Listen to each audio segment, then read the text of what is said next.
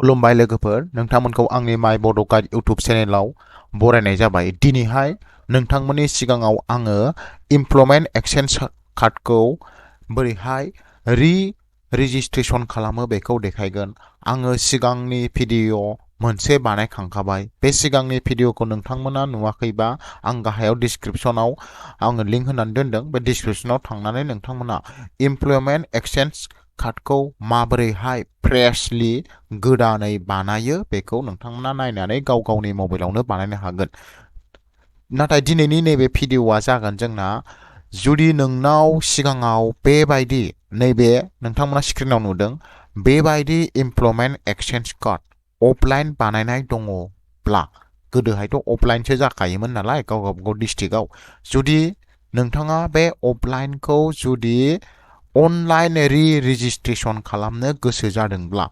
जोंथ' नटिसआव बयबो नुनो मोन्दों जानो हागौ दासान्दि आसाम स्टेटआव बेसेबांखि साख्रि ओंखारा मानो, बेनि थाखाय इमप्लयमेन्ट एक्सचेन्ज कार्डआ खोब गोनांथार। आरो बेयाव बुंनाय जादों जोंना इमप्लयमेन्ट एक्सचेन्ज कार्डआ गोदान जानांसिगौ, बयबो अनलाइन खालामनांसिगौ। अफलाइन खालामनायफोरा सिगांनि जायफोरा अफलाइन खालामनाय बिसोरो गासैबो अनलाइन रेजिस्टार खालामना लाजोबनांसिगौ होननानै बुंगासिनो दं। बेनिखायनो जोंनाव बेबायदि सिगाङाव अफलाइन बानायनानै लानाय एक्सचेन्ज कार्ड दङ, बेखौ जोङो अनलाइन रेजिस्ट्रेशन खालामगोन। अब्ला नोंथांमोना भिडिअखौ जोबजासिम नायदो, अब्लानो बोरैहाय गावनि अफलाइन कार्डखौ लानानै रेजिस्ट्रेशन खालामनानै लानो हायो बेखौ रोंगोन आरो गाव गावनि मबाइलावनो खालामनानै लानो हागोन। अब्ला फैदो जोङो भिडिअखौ जागायनोसै। नोंथाङा नैबे साइडआव फैनांगोन। बेयाव दङ राइट टु पाब्लिक सार्भिसेस होनाय दङ। बे साइडआव नोंथाङा फैनांगोन। नोंथाङा डाइरेक्ट फैनो हायाबा डिस्क्रिप्शनाव बिनि लिंकखौ होनाय दङ। डिस्क्रिप्शनाव थांनानै नोंथाङा डाइरेक्ट थुनानै बे साइडआव फैनो हागोन। बे साइडआव फैखांनायनि उनावहाय नोंथाङा सिगांनो गावखौनो गाव रेजिस्टार खालामनानै लाग्रोनांगोन। बे साइडआव जुदि रेजिस्टार दंखायोबा लगइन खालामनांगोन। आंना रेजिस्टार खालामनाय दंखायो सिगाङावनो, आं अब्ला बेयाव दा लगइनल' खालामग्रोनोसै। लगइन खालामखांनायनि उनावहाय आङो रेजिस्ट्रेशन खालामनाय अपसनखौ बासिगोन। जोंना गोदोनो अफलाइन खालामनाय दंखायो नालाय, बे अफलाइनखौनो आङो अनलाइन रेजिस्ट्रेशन खालामगोन नोंथांमोन। अब्ला जोङो नैबे गोजौआव रेजिस्टर लगइन होनाय दङ, बेयाव सेरदो। सेरखांनायनि उनावहाय आङो लगइन फर आदार सार्भिसेस बेयाव थुनानै आङो लगइन खालामनानै लाग्रोनोसै नोंथांमोन। अब्ला आं बेयाव आंनि इमेल आइडि आरो पासवार्ड आरो नैबे केपचा क'डखौ होनानै आङो लगइन खालामनानै लाग्रोनोसै। आं आंनि लगइन डिटेल्सखौ बुबाय, बिनि उनाव केपचाखौबो बुबाय। आं लगइनाव सेरनानै लगइन खालामनोसै। नोंथांमोनाबो रेजिस्टार खालामखानाय दंबा लगइन खालामदो। आं लगइन खालामबाय। आंनि लगइन खालामनाया जाबाय। बेयाव नै आंनि नाम सिखांबाय। दा आङो बेयाव जोंनि थाखानाय रेजिस्ट्रेशन एबा इमप्लयमेन्ट रेजिस्ट्रेशन कार्डखौ जोङो बोरैहाय अनलाइन खालामो बेखौ आङो बेयाव देखायसिगोन। होमब्लानो बेयाव फैदो, एप्लाइ फर सार्भिसेस होनाय दङ, बेयाव पिउ अल एभेलेबल सार्भिसफोर बेयाव थुदो। बेनिफ्राय रेजिस्ट्रेशन खालामनायखौ बेयाव नागिरदो। रेजिस्ट्रेशन खालामनाया बेयाव 6 नाम्बाराव दंमोन। आङो 6 नाम्बाराव नायनोसै।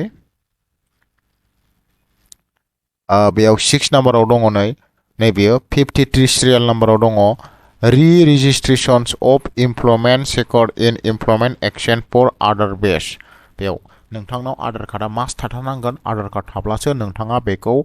खालामनो हागोन। जुदि आधार कार्ड गैयाबा नोंथाङा अफिसाव थांनानै फिजिकेलि भेरिफिकेसन खालामहैजानांगोन। आंना आधार कार्ड दंखायो नालाय आङो बेयाव सेरनोसै। बेयाव सेरखांनायनि उनावहाय बेबायदि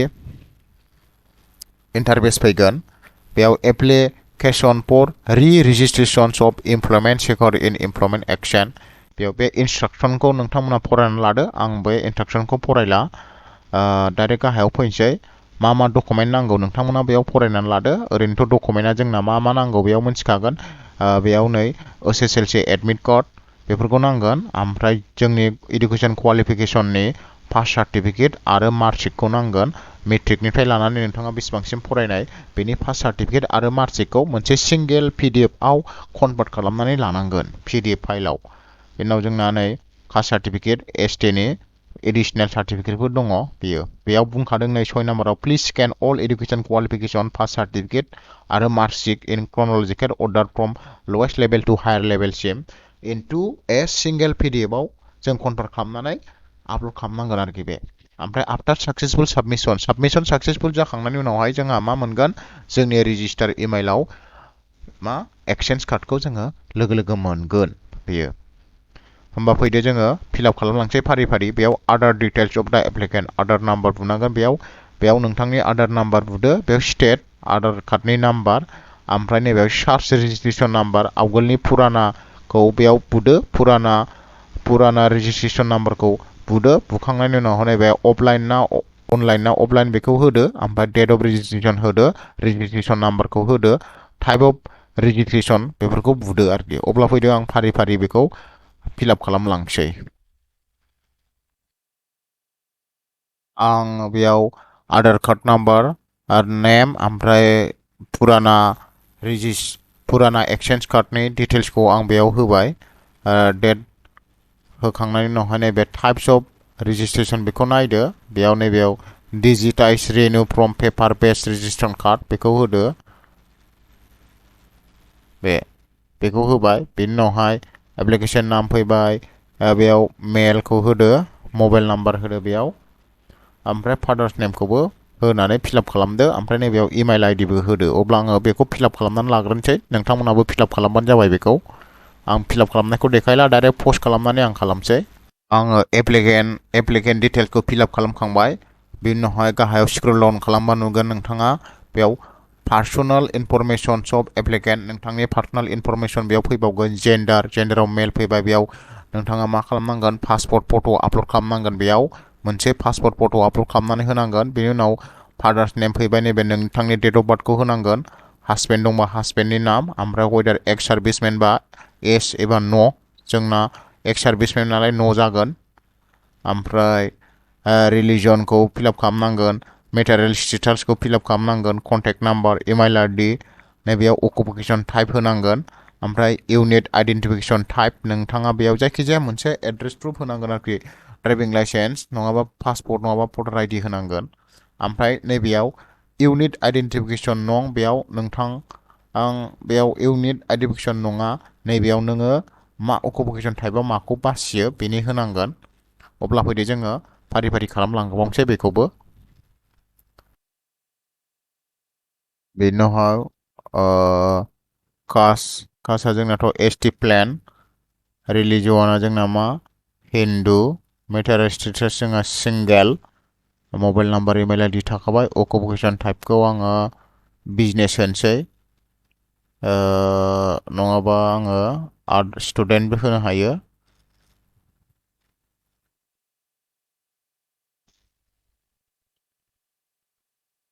बेनि उनावहाय नैबे स्टार्ट मार्क गैया नालाय बेखौ होआबाबो जायो ओमफ्राय नैबे इउनिट आइडेन्टिफिकेशन टाइप आङो बेयाव भटार आइडेन्टिटि कार्डखौ होनोसै भटार आइडेन्टिटि कार्डखौ होबाय नैबेयाव भटार कार्डनि नाम्बारखौ बेयाव बुना होनोसै आङो भटार कार्डखौ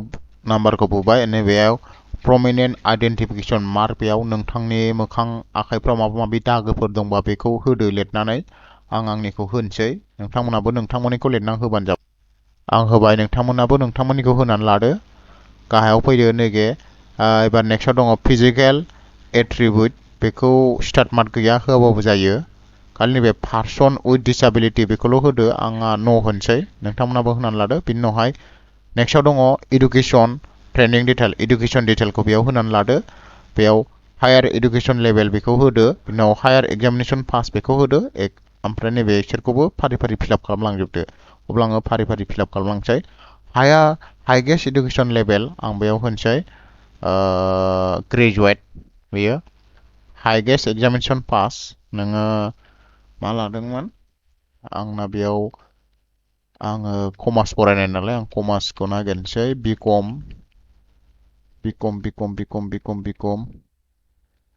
गोजौआव थाबावबाय नामा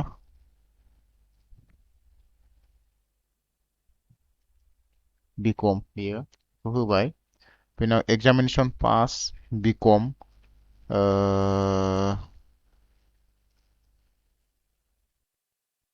कमार्स बेचलार्स अफ कमार्स बेखौ होदो मेजरा मायावमोन बेखौ फिलआप खालामलांदो आरो नोंथाङा बेखौ फिलआप खालामनो हाखासिगोन आं फिलआप खालामलांसै फारि फारि बेयाव एडुकेसन डिटेल्सखौ होजोबबाय होखांनायनि उनाव गाहायाव फैलायबाय बेयाव आदार क्वालिफिकेसन ट्रेनिं अब्लिक कर्सेस दंबा होदो नोंथाङा गैयाबा बेखौ स्किप खालामदो स्किल क्वालिफिकेसन दंबा बेखौबो फिलआप खालामदो गैयाबा गाहायाव फैदो वार्क एक्सपिरियेन्स बेखौबो दंबा नोंथाङा बेयाव फिलआप खालामदो आरो गैयाबा गाहायाव फैदो नैबेयाव कारेन्ट इमप्लयमेन्ट स्टेटास होनाय दङ स्टार्ट मार्क होनाय दङ बेयो मास्ट इम्परटेन्ट बेखौ फिलआप खालामनांगोन होमबा प्लिज सेलेक्ट बेयाव सेलेक्ट खालामदो बेयाव आङो मा आनइमप्लयमेन्ट नालाय आनइमप्लयमेन्टआव होबाय बेनि उनाव टटेल वार्क एक्सपिरियेन्स बेथ' गैला जाहैबाय जोंना बेखौ ब्लेंक दोनदो दाना नैबे गाहायाव फैदो पारमानेन्ट एड्रेसखौ नोंथाङा फिलआप खालामदो बेखौ होमब्ला आङो पारमानेन्ट एड्रेसखौ फिलआप खालामसै बेयाव हाउस नाम्बार दङ बे स्टार्ट मार्क होनायखौल' आङो जेराव स्टार्ट मार्क दङ बेखौल' फिलआप खालामसै आङो पारमानेन्ट एड्रेसखौ फिलआप खालामबाय बेयाव हाउस नाम्बारखौ होबाय भिलेजखौ होबाय पस्ट अफिसखौ होबाय police station pin district sub division revenue circle resident rural landmark होबाय बिनि उनाव गाहायाव फैदो आंना एबाराव दङ कमिउनिकेसन एड्रेस बेयो आंना पारमानेन्ट एड्रेसजोंनो एखे नालाय आङो सेम एज पारमानेन्ट एड्रेस नैबेयाव टिक मार्क होबानो गाहायाव फैजोब्बाय बियो बिनि उनाव गाहायाव फैदो जब प्रिफारेन्स केस स्किल बेथ' गैला बेखौ होला दाना नैबेयाव लेंगुवेज नाव नोंथाङा मा मा लेंगुवेज रोंगौ बेयाव होदो बेयाव फारि फारि होनसै आङो बड'खौ फार्स्ट होग्रोनोसै बड'खौ आङो मा खालामनो रोंगौ अपसनाव फरायनो रोंगौ लिरनोबो रोंगौ आरो रायलायनोबो रोंगौ बे आरो जुदि नोंथाङा लेंगुवेज एड खालामनोबा नैबे प्लास बटनाव सेरनानै एड खालामनो हायो बेयाव फैबाय इंलिश होबावनोसै इंलिश बेखौबो आं मा खालामनो हायो रिड राइट एन्ड स्पिक बेयो उनाव मोनसे होबावनोसै आं उनाव हिन्दीबो होनो हायो आं हिन्दी होनोसै हिन्दीखौ आङो फरायनो रोङो रिड राइट आरो स्पिक बेयो बेनि उनावहाय आङो एसामिस होबावनोसै एसामिस बेखौ आङो अनलि स्पिक बेयो फैबाय बेनि उनावहाय गाहायाव फैबाय इमप्लयमेन्ट एक्सचेन्ज अफिस बेयाव इमप्लयमेन्ट एक्सचेन्ज अफिसखौ बासिदो बेयाव डिस्ट्रिक्ट इमप्लयमेन्ट एक्सचेन्ज बङाइगाव दङ आरो क'क्राझार दङ मोननैल' ओंखारो बेयाव जोंना चिराङा ओंखारा आं जायखिजाया मोनसे बासिनोसै बङाइगाव खाथि जायो नालाय बेखौनो बासिबाय बेनि उनाव नैबे डेक्लारेसन दं डेक्लारेसनखौ फरायनानै लायनो हासिगोन बेनि उनाव गाहायाव फैनानै नैबेयाव I agree to abide by the term and condition बेयाव क्लिक मार्क होदो बेनि उनावहाय नैबेयाव मा सिगनेचार बेयाव आपल'ड खालामदो होमबा आं आपल'ड खालामसै आं सिगनेचारखौबो आपल'ड खालामखांबाय सिगनेचार आपल'ड खालामखांनायनि उनावहाय नैबे वार्ड भेरिफिकेसन दङ बेखौ नैबेयाव बुनानै होनांगौ 146561 बेखौ बुबाय बेनि उनावहाय नोंथाङा बेखौ ड्राफ्टआवबो दोनथ'नो हायो साबमिटबो होनो हायो क्लसबो खालामनो हायो रिसेटबो खालामनो हायो आंहा साबमिट होनसै डाइरेक्ट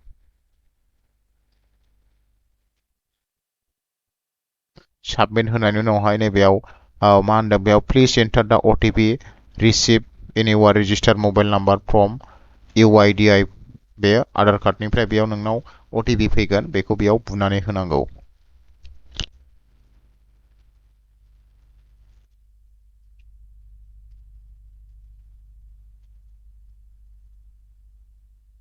अटिपिया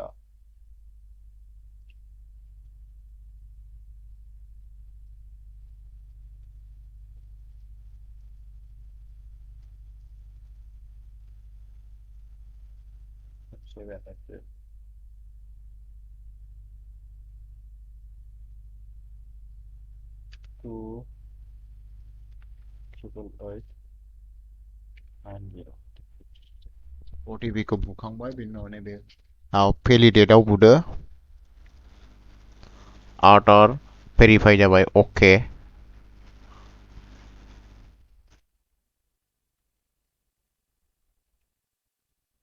अके जाखांनायनि उनावहाय नोंथांनो बेयाव मोनसे प्रिभिउस फैबाय बेयाव नोंथांनि फर्म फिलआप खालामनायनि बेयाव प्रिभिउस फैबाय नोंथाङा बे प्रिभिउसखौ मोजाङै नायनानै लादो नायनानै लाग्रोनोसै जोङो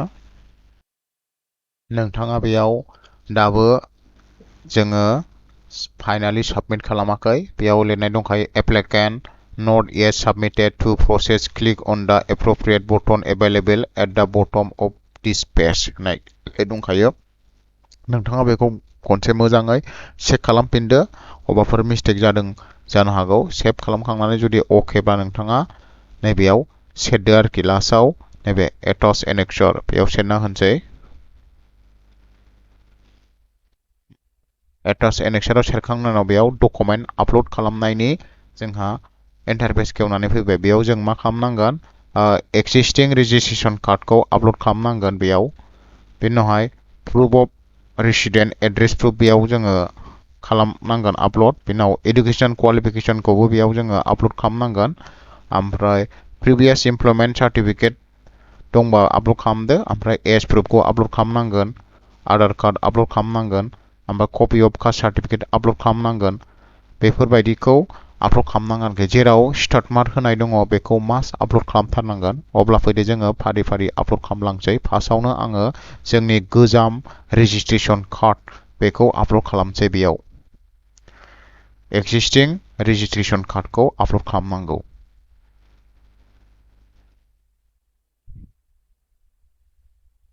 choose file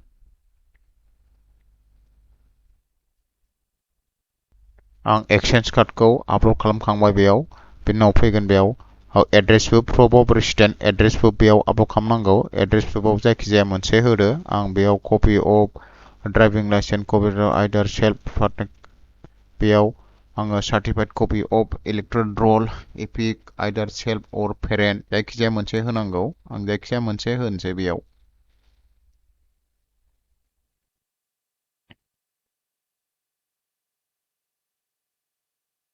नेक्स्टआव educational qualification certificate बेयाव पास सार्टिफिकेट आरो मार्कशिटखौ खेबसेयैनो ज' मोनसे सिंगेल पिडिएफआव कनभार्ट खालामनानै लाग्रोनांगौ कनभार्ट खालामनानै लाखांबाय आं बिनि उनावहाय बेयाव आपल'ड खालामसै डेस्कटपआव दोनदों आंना बेयाव दङ पास सार्टिफिकेट आपल'ड खालामखांबाय बिनि उनाव फैबाय एज प्रुफ होनांगौ बेयाव एज प्रुफखौ सेलेक्ट खालामसै बेयाव बाट हायार सेकेन्डारि ओस एस एल एडमिट कार्डखौ होबाबो जायो एडमिट कार्डखौ आङो आपल'ड होनोसै बेयाव एडमिट कार्डखौ आपल'ड होबाय बेनि उनावहाय आधार कार्ड आरिखौ होबाबो जाबाय आधार कार्ड होला आङो नैबे कपि अफ कास्ट सार्टिफिकेटबो नांगौ स्टार्ट मार्क गोनाङाल' इम्परटेन्ट आङो कास्ट सार्टिफिकेटखौ आपल'ड खालामसै कपि अफ कास्ट सार्टिफिकेट बेयाव चुज फाइल कास्ट सार्टिफिकेट आङो बेयाव आपल'ड खालामना होनोसै होखांबाय बेनि उनावहाय आङो सेभ एनेक्सार बेयाव होनोसै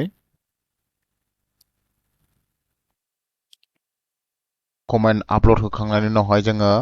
बेबायदि फैगोन नेक्स्ट बटना जोङो बेयाव मा आपल'ड खालामखो एक्सिस्टिं रेजिस्ट्रेसन कार्ड फुराना रेजिस्ट्रेसन कार्डखौ आपल'ड होबाय बेनि उनाव प्रुफ अफ रेसिडेन्स होबाय बेनि उनाव education qualification age proof Aadhaar card copy of caste certificate होबाय बेनि उनावहाय नैबे साबमिटआव क्लिक खालामदो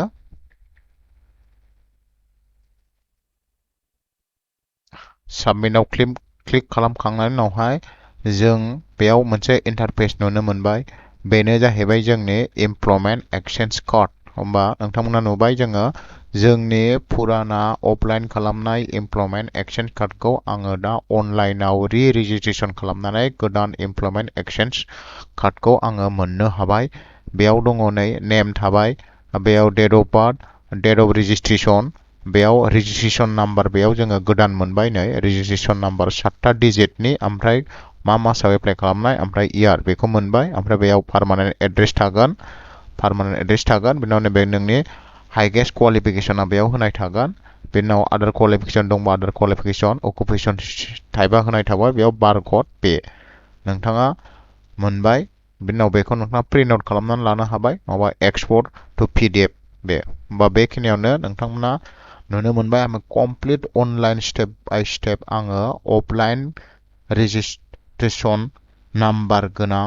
आङो एमप्लयमेन्ट एक्सचेन्ज कार्डखौ बोरैहाय अनलाइनआव आङो रेजिस्ट्रेसन खालामो बेखौ देखायबाय। लोगोसे दिनैनि भिडिअ'आबो बेखिनियावनो जोब्बाय। गोजोन्थों। Thank you.